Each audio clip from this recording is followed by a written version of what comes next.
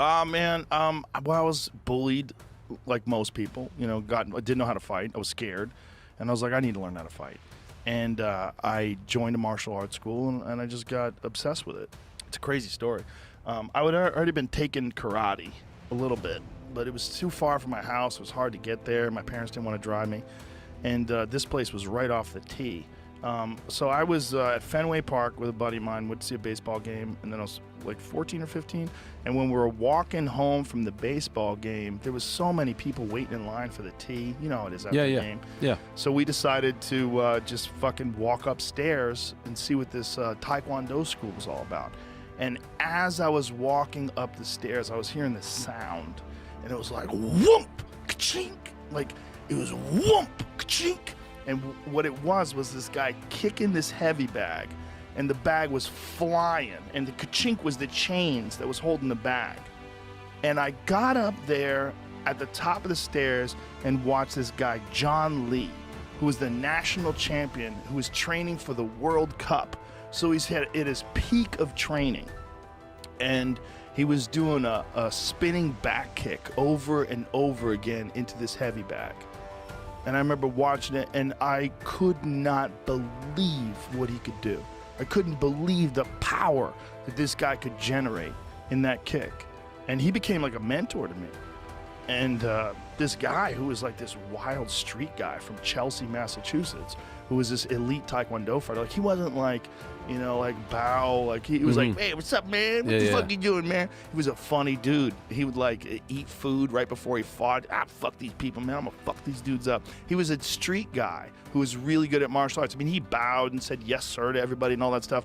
But when people were not around, he was just cool. He was hanging out. He had drug problems. There was a lot going on. But in that moment where I saw him, he was 27 years old. He was in the prime of his career, and he was the elite of the elite.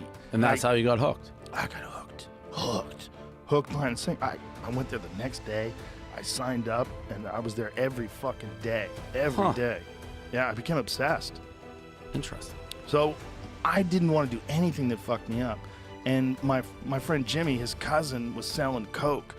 And I knew his cousin Mike from like when he wasn't selling coke. Like he was a mechanic, he's a cool guy, fixed my car for me. He was a fucking guy from the neighborhood. We hang out with him.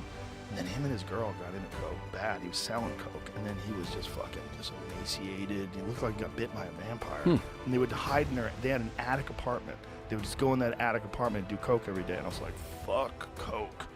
That's hardcore to get hooked like that. He got hooked. Well, he was also selling it. Yeah. So he had all this access to coke. But it was people in the neighborhood. I saw them doing coke, and they just wanted to do coke all the time. They wanted to get out and do coke. And as a kid who was like, finally, I was a loser my whole life. And then finally, when I was 15, I found this thing that I got obsessed with that changed the way people looked at me. Like now all of a sudden I was good at something, like really good at something. And then I became a state champion 4 years in a row, and I won the U.S. Open, and I won these national tournaments, and it was a big fucking deal for me. So I was like, I am not doing anything that jeopardizes that. Right. And coke to me was the big one. Like I knew that was it. I feel like if I got drunk, in which I did occasionally, I would feel like shit the next day. I couldn't train well. I was hungover, and I'd get beat up in sparring. I was like, I can't do this. So I just cut most partying. Like I smoked pot a handful of times. I got drunk a handful of times during high school and in my early 20s. And then in the comedy world, coke was a problem with there too.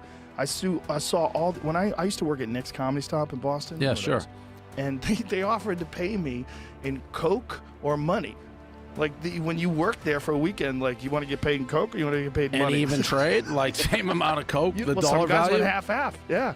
Some guys went half-half. I guess if you like it, it's easy access. There were so many guys that got hooked on coke. I knew so many guys that had coke problems. And I was like, that is a pitfall. Like I wanted to succeed. And I felt like that was one, and also it was a drug that got you hyped up. And I like being hyped up. And my friend Jimmy said this to me, he goes, don't do coke, you'll like it. I was like, oh no. I'll never forget this. It was me and my friend Steve. We were driving home from Kelly's Roast Beef. in Revere, Massachusetts. Yep. And we're Overrated. yeah, it's a little overrated. The beef is, but Yeah, the clams are pretty good. yeah. So we were driving, and there was a car next to us, and they had the dome light on, and there was a girl in the back seat doing blow off a mirror. So she's there doing blow, and she looks over at us, and I'm looking over to her, and she goes, just for no reason, just fuck you. I mean, that's Revere Beach. But that's coke too. Yeah. Wow. And I was like, no coke. And then I also had another buddy who got arrested, who was selling coke, and he got arrested for murder. And this was a scary murder where they beat. How close were you with this guy? He's a training partner of mine. Yeesh. Yeah, I knew him very well. I don't think he did that murder. He might have did that murder. He did some shit. He wound up going to jail. He went to jail for quite a long time, quite a few years, and then he came out, and he was just a totally different person. He came out super jacked, and he had a bunch of like really bad tattoos, and all of them were now these heavy keloid scars. Like he had like burned off his tattoos or cut off his tattoos or some shit. I don't know what he did in prison. He was real vague about it. But when he came out, like he was a fucking different human. He was an animal. You didn't want, if you sparred him, like when we sparred, they weren't sparring matches. They were fights. Like they were full on fights. Like we would spar like we were trying to kill each other. It was very dangerous. And I knew he was selling coke and doing coke, and then he got arrested for this murder where they took this guy, and again, I don't know if he did it, but he did get arrested and then released. They broke all the bones in this guy's body with a hammer, and they kept injecting him with cocaine to keep him awake. What? Yeah.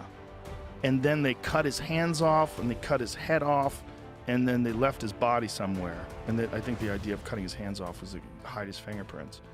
And then this dude got arrested for that crime. And I was like, geez. So it was more evidence to me like coke is fucking crazy business. I mean, yeah, well, you just described the guy. It's not funny, but I mean, getting all his bones smashed with the hammer, his hands, did you say his head cut off? Yeah, they cut his head off, cut his hands off. Yeah. Yeah, no, that's like pretty bad. It's the baddest of the bad.